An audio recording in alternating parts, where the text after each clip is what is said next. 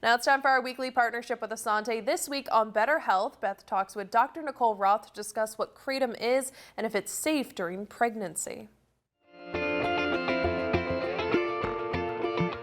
Kratom is gaining in popularity for treatment of pain and other maladies, but the FDA has not approved it yet for medical use. Dr. Roth, what is Kratom? So kratom is actually a plant, and it's currently being used as a supplement. It's marketed for the use of alternative treatments for pain, anxiety, depression, and more commonly opiate withdrawal. So is Kratom use safe during pregnancy and or breastfeeding? No, well, there's not a lot of information out about kratom necessarily. We do know it's not safe in pregnancy or breastfeeding.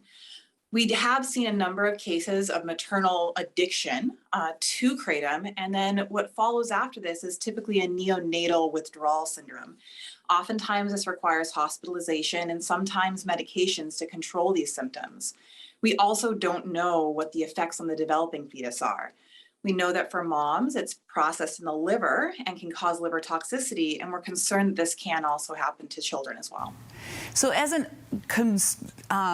like an opiate, is this very addicting for anybody who uses kratom? Yes, we're definitely seeing addiction, not just in our moms and our babies, but we're seeing this in anyone who's using kratom regularly. And just like opiate addiction, when people stop using this, they'll have withdrawal symptoms, and they'll also have side effects such as constipation and nausea from using this too much. So if a person is using kratom currently and they want to take steps to stop using kratom, how do they do that?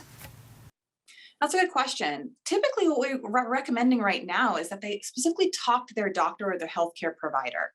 Trying to stop this is like trying to stop a medication and can sometimes have a number of side effects that needs assistance. Certainly in pregnancy and breastfeeding, you should absolutely talk to your care provider because it'll allow us to actually tailor our treatment to you and the baby. But doing this cold turkey, so to speak, is not recommended. Really a substance to be wary of. So thank you for educating all of us about this. Absolutely. Thank you.